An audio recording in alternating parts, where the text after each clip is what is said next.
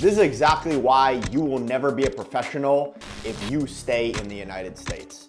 While I am American and the United States is still my favorite country in the world, I do not think it is the right place for you if you truly want to develop into a top-level footballer.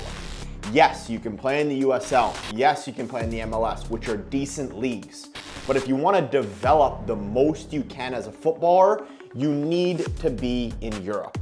As I always say, the United States of America is the land of opportunity to make money, to network, to build a family. It's where I want to live when I grow up and raise my family. But the land of opportunity for football is in Europe. I wish I came over here at 15, 16 years old instead of at about 20 years old. Because in Europe, they treat football like a business and like a religion. The player legitimately becomes the asset.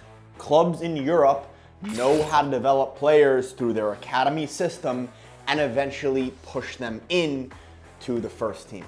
In the US, the football system is obviously improving a lot, but it's light years behind, and I don't think it'll ever catch up just due to the sports culture in the United States. Going to a game in Europe is literally going to a life or death match, sometimes for the city or the town. In the US, people go to soccer games to go for a picnic with their family, right? There's a world of a difference. If you are an American, if you are a Canadian, get to Europe as soon as possible. I know right now, if you're underage, it might not be possible, but as soon as you hit that 18 mark and you know that you can go to Europe, the time to go is now. If you're a parent watching this video, first of all, thank you so much for being here. What I've had a lot of parents do is they reach out to me and then I help them actually relocate to Europe. They actually move their family to Europe for their son or daughter to chase their dream of being a top professional footballer.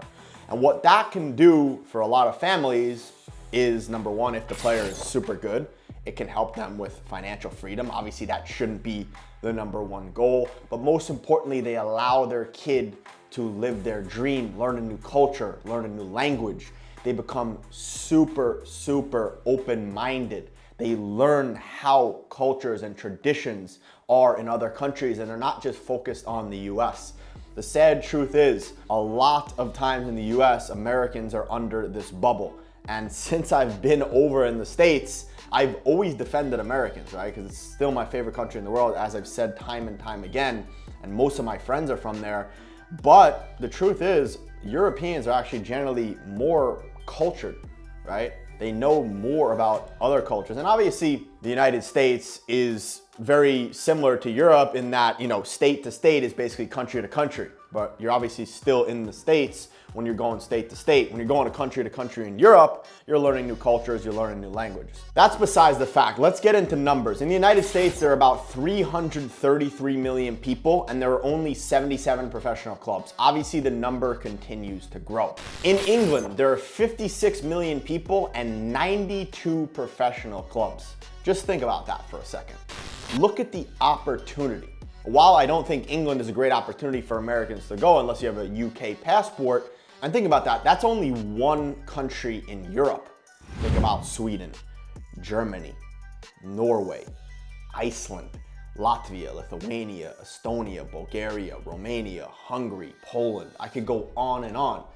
The opportunity in those countries are so much greater, and the best part of actually being in Europe is the mobility through the leagues. You can actually rank up the leagues much, much quicker than you can in the US. Because in the US, they use obviously foreign talent to help out with the marketing, to help out with the branding, which I completely don't blame them. But they're obviously losing out on developing their own players. So why would you be in a market that is less advantageous to you as a player? In Europe, football is a religion. You walk into any place, a coffee shop, a restaurant, a bar, there's football on. Football is always being talked about. Football is literally in the air. I mean, the greatest part is, you talk to a cab driver, they support the club's local team. right? 15, 16-year-olds in Sweden, in Latvia, in Lithuania. If they're within a football club, they train twice a day, 4, 5, 6 times a week, and they pair it and they match it with school. It's not one or the other, they match it together. And in Europe, football is literally built into the culture. While in the States, I mean, most people, they can't name any MLS teams. Only they can name Inter Miami with Messi, but the rest of them, they have no idea where MLS teams are because it's all in the culture. It all comes down to the culture. Part number 2 I want to talk about is your development is being stunted in the United States. In the United States, yes, you can play 2, 3, 4 times per week, but the periodization isn't right. You're doing too many of the wrong things and not enough of the right things. Meanwhile, in Europe, the periodization is generally correct due to the coaching education. You can play men's football at about 16 years old, and kids are training multiple times a week doing the right things at 12, 13 years old. Now you need to look and say to yourself, I mean, why do Europeans develop so much faster than Americans? They're on the ball more, they have more game time, they actually play more competitive games. So the truth is, the system in the US isn't made to build professionals. The reality is it's made to sell jerseys and get you a college scholarship. While in Europe, it's built to build professionals, to build the national team, to build domestic club teams. Because essentially what happens is the players in Europe become an asset. There's sell-on fees, there's transfer fees, clubs make money off solidarity, off training compensation. In the United States, it doesn't exist. Part number 3, the truth about college soccer and why it's a complete trap, and if you want to be a professional footballer, why you should not be a college soccer player. At the end of the day, you become a student athlete. I've talked about this multiple times before. Student first, athlete second. If you want to have a great experience and you want to pair education with football, it's the best place to go. But if you want to be a professional footballer, you should not go there because you're not playing 10 months out of the year. You're playing about 3 to 4 months out of the year. All your games are jam-packed, which means you're more likely to get injured. While in Europe, you have a 10-month season, games are more spaced out, periodization is much, much better, which leads to less injury, more improvement, and more development. So instead of rushing and cramming your season in like you do in college soccer, it's better to go over to Europe. Go play in a lower division, go play in a lower league, get your education online if you want to get an education. Even better, get a remote job, start making money. And the truth is, if you want to go play professionally after college, you're already 4 years behind. There's already 17, 18-year-olds playing professional football, making over $100,000 a year in Europe, right? Meanwhile, you're 22, you have a marketing degree, and you have an injured hamstring because you played too many games in too short of a time, and you're not doing the right training. Right? It's no hate on college soccer, but if you want to be a professional footballer, I highly, highly recommend you staying away. Instead, what the better thing to do would be go over to Europe as soon as possible, 17, 18, 19, and start getting your feet wet in the lower leagues. Really get a feel for the environment, really get a feel for the culture, the promotion, the relegation, the actual pressure. Start to build contacts, build a network in multiple countries. Then you can have your options. So part number 4, let's go back to the statistics. The numbers don't lie. About 333 million people in the US, 77 professional teams. 56 million people in England, 92 professional teams. And that's not counting the Spain, the Germany, the other countries in Europe. So Europe, many, many more playing opportunities. And as I said before, the mobility through the leagues in Europe is crazy. I mean, you can be playing for a 3rd division team in a country like Austria. Next year, you get promoted to the 2nd division in Austria, and the year after that, you can be in the 1st division. If you perform well for that country, you've become an unknown name, an undiscovered talent to a top player in the top league in Austria. If you perform well there, I mean, the sky is the limit. So what I would highly advise you do if you really want to play professional football is you look yourself in the mirror and you say to yourself, this is exactly what I want to do, this is the country I want to be in, and this is the exact plan. Create yourself a plan, map yourself out a game plan, and then when you present it to your parents, you don't look crazy, right? If you go up to your parents at 18 years old and you have no game plan and you tell them you want to not go to college, you want to go play in Europe, they're going to look at you like you have 5 heads, But if you go to them with a strategical plan and you have about $10, $15, $20,000 in your bank account, they're not gonna say no to you, right? Because you're in control of your life. And what's gonna allow you that freedom, most importantly, is making money. Stack up your bank account so you can go play overseas. You're gonna have to go to trials. You're gonna have to knock on doors. If you're an undiscovered player watching this video, that's what you're gonna have to do. You're not gonna get picked up by an agent and put on club's doorstep. So what you need to do is you need to develop real grit, real determination, and you need to be a consistent savage. Part number 5, you never know who's watching. In Europe, you never know who's watching. Whether you're playing pickup, you're playing 5v5 at the park, you're playing 7v7 at some new tournament. If you perform well, you never know who's watching, you never know what scout is there.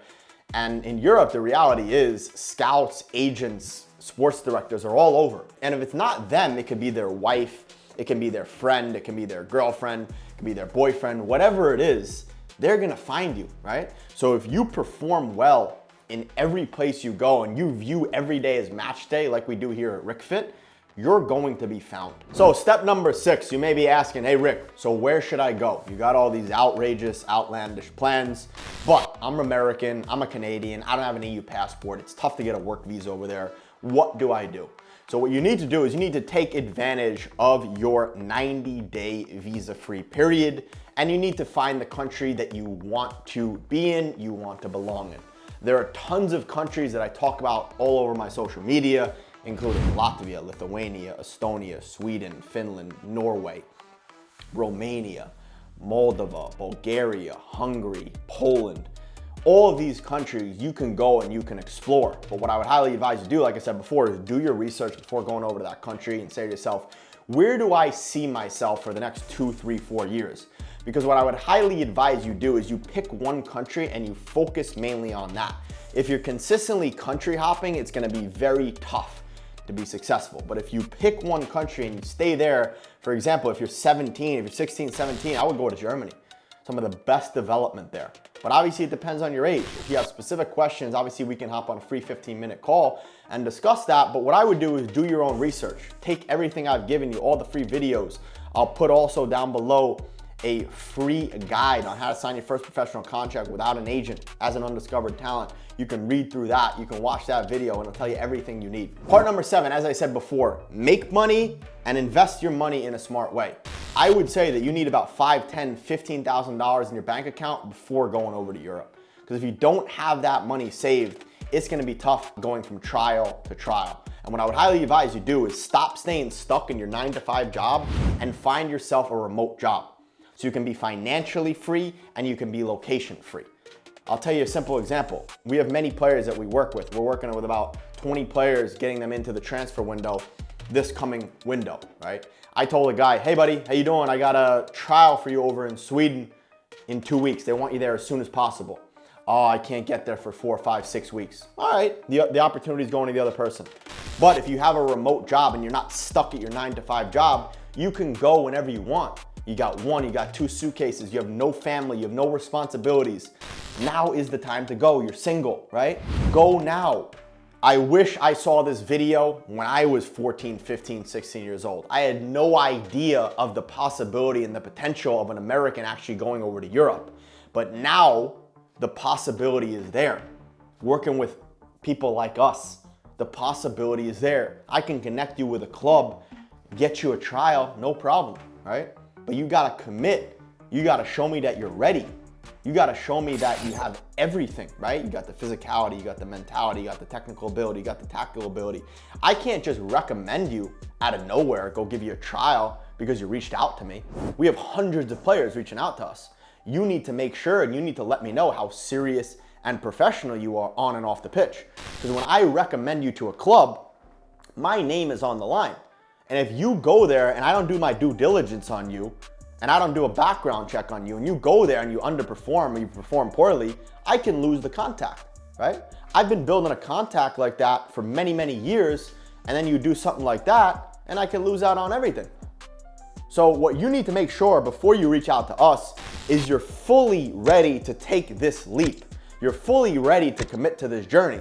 But most importantly, you're actually ready as an asset. Because if I send you to a club, you gotta perform well. Anyways, hope you enjoyed this video. Hope it made a lot of sense. Hope I threw a lot of good facts and stats at you for you to think about. Obviously, as I said, this isn't a bash on the American system. This isn't a bash on the US, my favorite country in the world, but it's something for you to think about. You need to think about this as a young footballer. You need to think about this as a parent because the time is now. Football is a young man's game, a young women's game. You can always be a doctor, dentist, or a lawyer, but you can't always be a footballer. So now is the time to chase it. If you enjoyed the video, please smash that like button, hit the subscribe button, tell your friends what we got cooking here on the RicFit YouTube. And if you want to see specific videos from us here on YouTube, drop the comment below and let us know what you want to see. Have a great rest of the day. Stay safe, stay healthy. Deuces.